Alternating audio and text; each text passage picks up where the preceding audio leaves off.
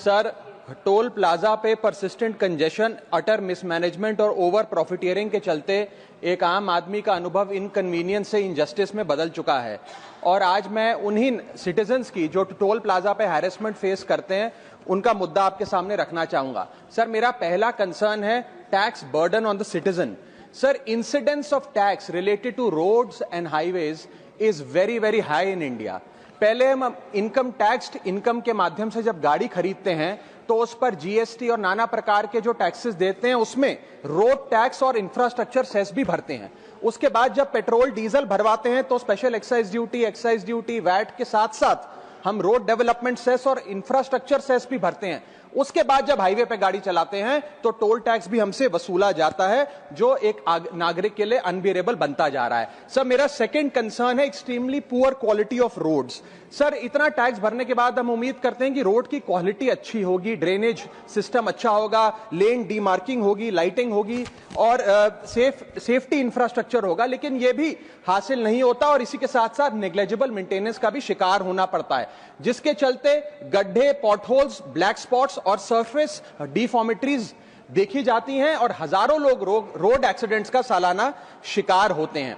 Sir, इसके साथ साथ मैं बताना चाहूंगा कि केरला हाईकोर्ट ने हाल ही में अपने एक ऑर्डर में एनएचएआई को फटकार लगाते हुए कहा that if road continues to be bad और incomplete, NHAI has no right to collect the toll और टोल प्लाजा बंद कर दिए।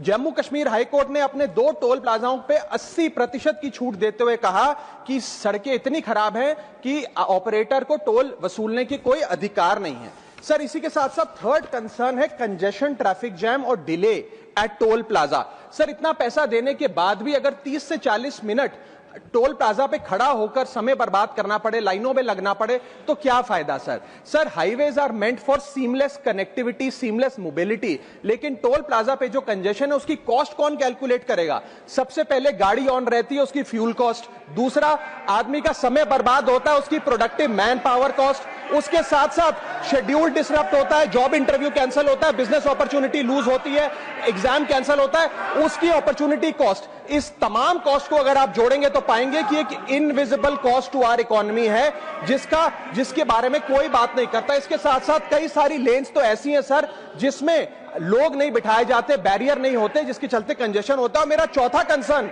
कि फुल कॉस्ट रिकवरी के बाद भी टोल वसूला जाता है 20-20, 30-30 साल तक। सर, मैं ये कहना चाहूंगा कि ये एक लीगलाइज लूट है जिसे बंद करना चाहिए। इसके साथ साथ एक नियम बनना चाहिए कि अगर 5 मिनट से ज्यादा कोई भी सिटीजन टोल प्लाजा पे खड़ा है तो उसकी गाड़ी को फ्री में निकलने दिया जाए।